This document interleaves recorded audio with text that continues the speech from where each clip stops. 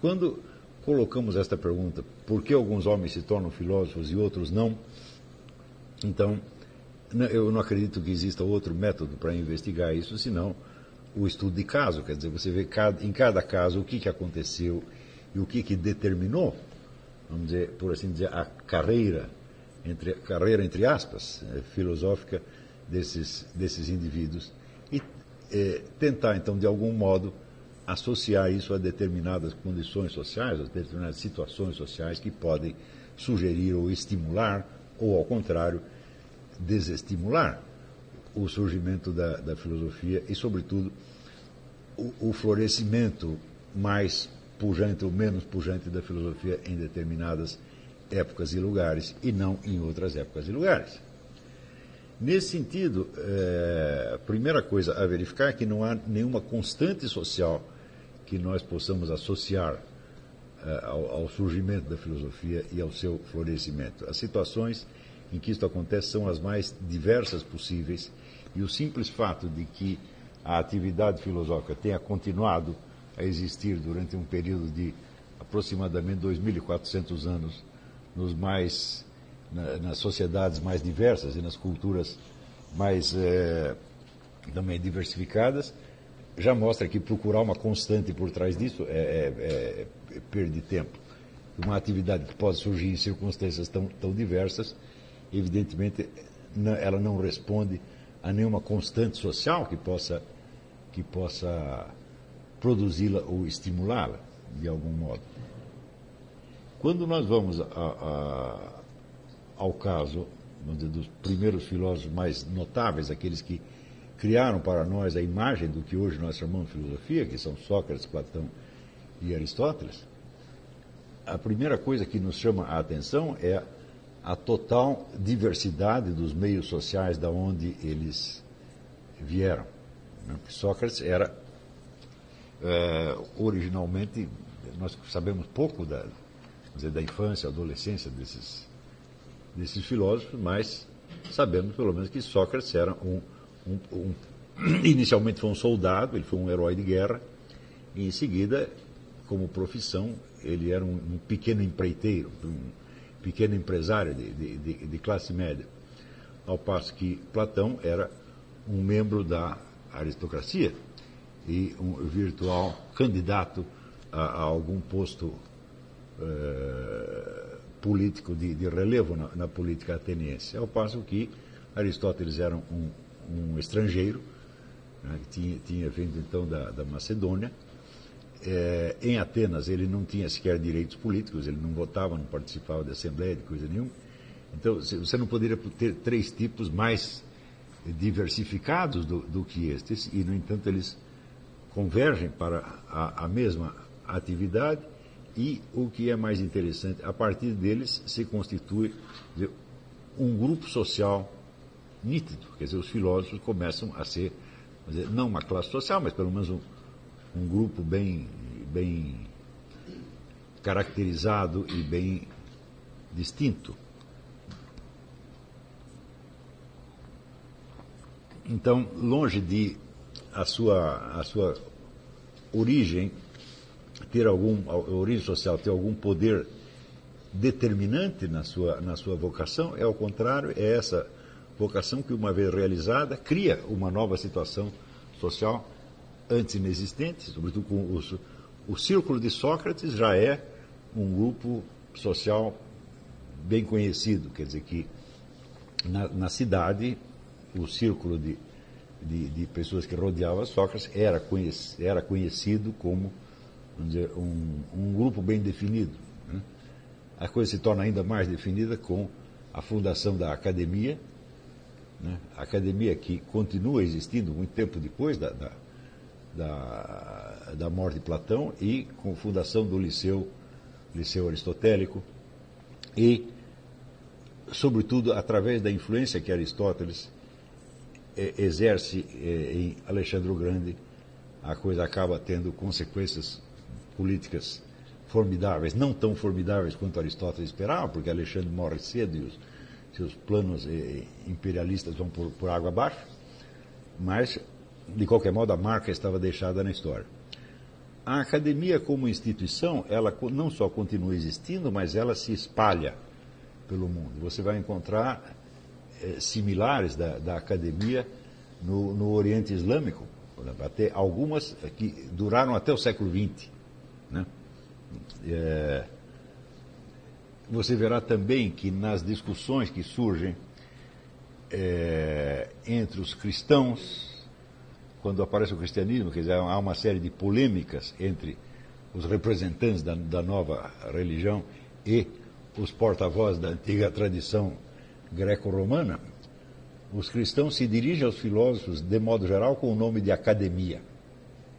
Quer dizer, já não se referia especificamente ao fato do indivíduo ser um membro efetivo da academia platônica, mas o nome academia já designava toda a classe dos filósofos. Então essa classe já está socialmente delimitada e associada com o nome da academia. Então, aí você já vê um fenômeno muito, muito estranho, em que três indivíduos de origem completamente diferente e inconexa, eles se juntam e eles, por assim dizer, eles criam uma nova classe social. Do nada. Essa classe social também era tão diversificada que dela podiam fazer parte desde escravos, como Epicteto, até um imperador como Marco Aurélio. Então, você vê que a história da filosofia, nas suas origens, ela parece mostrar muito mais, vamos dizer, uma espécie de independência do pensamento humano em relação às suas, aspas, origens sociais, e, ao contrário, mostrar um poder criador da filosofia como um elemento modificador da circunstância social. Então, neste caso, longe de ser, vamos dizer, um reflexo da sociedade, a filosofia é um elemento criador, ela própria um elemento criador e estruturante dentro da sociedade. Esta é a coisa mais notável que se observa, então, na história da filosofia antiga. Quer dizer, você não tem, na origem, você não tem nenhuma força social que possa ter gerado a filosofia, mas tão logo ela nasce do encontro quase casual desses indivíduos, do encontro de Platão com Sócrates e de Aristóteles com Platão, deste encontro nasce então uma força social autônoma, nova e com um poder e uma influência extraordinárias. Nós veremos também que, ao longo dos tempos, este fenômeno que aconteceu na Grécia, ele continua se repetindo. Quer dizer, você vê pessoas de origens sociais diversas, tá certo? Sem nenhuma convergência de interesses sociais, pelo menos identificáveis, tá certo? Que se juntam e, pelo simples fato de ter se juntado, se tornam eles próprios uma força social e, às vezes, até um elemento determinante do curso das coisas. Tá certo? Então,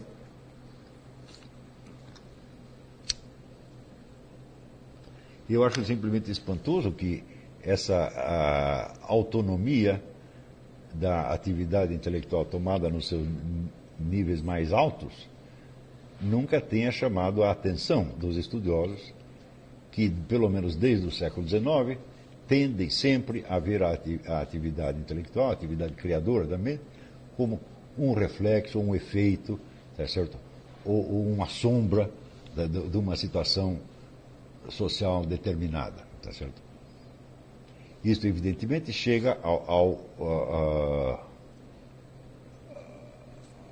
auge, vamos dizer, por exemplo, na obra de Hippolyte Taine, que vai explicar toda a atividade intelectual como fruto, vamos dizer, da raça, do lugar e do momento, tá certo? E também, vamos dizer, no marxismo, onde a atividade intelectual será explicada como ideologia de classe, isso é, como um discurso que vai tentar dar alguma coerência à justificação de interesses de classe já pré-existentes, por assim dizer. Então, nesse sentido, haveria, por exemplo, a expressão pensamento burguês. Né? representaria, então, uma espécie de adorno intelectual destinado a justificar a existência da sociedade capitalista e, portanto, a embelezar, de algum modo, os interesses da classe dominante. E esta ideia ela se impregnou de tal maneira na cabeça das pessoas, né, essa é uma ideia do século, característica do século XIX, tá certo? Que até hoje as pessoas acreditam realmente nisso, quer dizer, que existem classes sociais, que as classes sociais têm a sua ideologia e que esta ideologia ela se expressa através de toda a criação intelectual e vai alcançar, evidentemente, a sua expressão mais nítida nas filosofias. O esforço que muita gente fez para descrever escolas de pensamento em termos de ideologia de classe é imensa. A bibliografia a respeito é tão grande, praticamente inabarcável.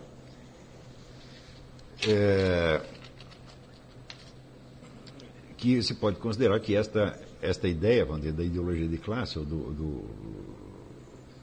ou digamos, dos fundamentos econômicos sociais do pensamento, está embutido na cabeça de todo mundo.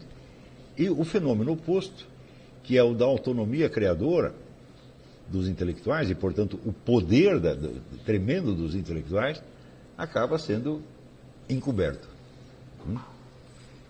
Então, embora o esquema de classes e de ideologia de classes jamais tenha correspondido, vamos dizer, à realidade histórica em absolutamente nenhum momento, nunca correspondeu, ele ainda continua sendo, vamos dizer, a crença estabelecida, não só no pensamento, vamos dizer, universitário, mas até no senso comum, né?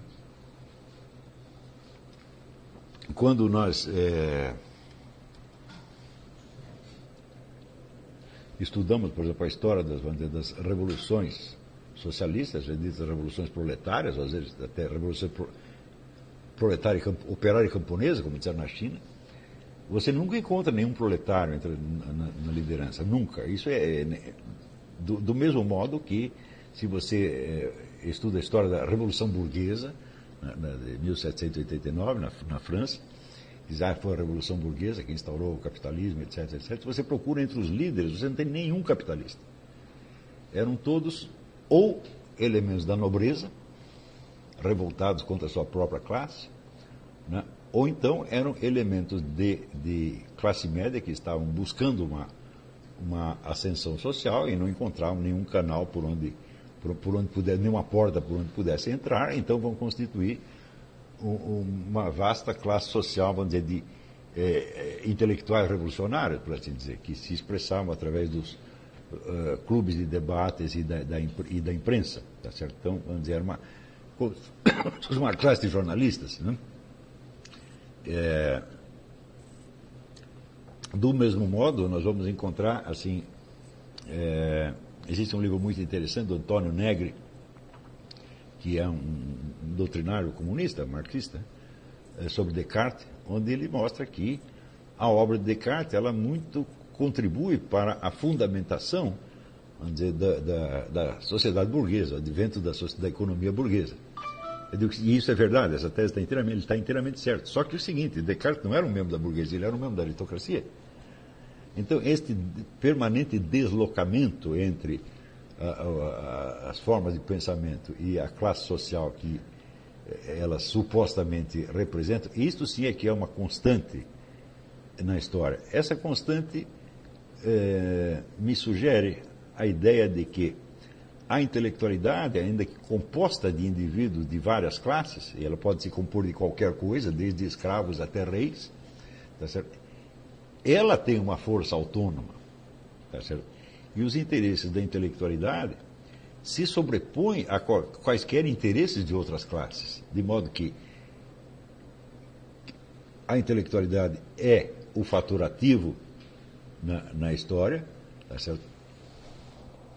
O que quer que aconteça, né, os interesses dela sempre predominam, porque é ela que faz as revoluções, como ela que resiste às revoluções, é ela que exerce o poder, tá certo? E, digamos assim, os proletários e burgueses, eles servem apenas como pretextos. Quando você vai ver, não tem nenhum burguês, não tem nenhum capitalista burguês na liderança dos processos, e também não tem, e muito menos tem algum proletário. Ou seja, tudo o que se faz em nome da burguesia, ou em nome do proletariado, ou em nome de qualquer outra classe social, é a intelectualidade que está fazendo, e é ela sempre que dirige o processo. Tá certo? Bom, na verdade, isso não deveria ser uma grande novidade para ninguém, porque é lógico que aqueles que detêm o conhecimento e que têm uma compreensão mais clara dos processos, é evidente que é do meio deles que tem que sair a liderança. Não é o fato, por exemplo, de um sujeito ter muito dinheiro ou de ele ser um príncipe que vai lhe dar a liderança, porque ele vai ter que saber o que fazer, e se ele não sabe, ele vai ter que perguntar para alguém e ele vai ter que seguir as sugestões desse alguém. Então, por exemplo, sobretudo no Brasil, onde você tem uma imensa classe média frustrada,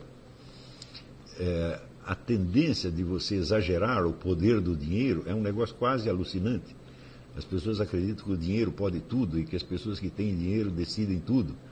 Eu digo, você ter dinheiro, o dinheiro por si mesmo não vai lhe informar o que você deve fazer, nem o que está acontecendo. Quer dizer, o dinheiro é um meio de ação, tá certo?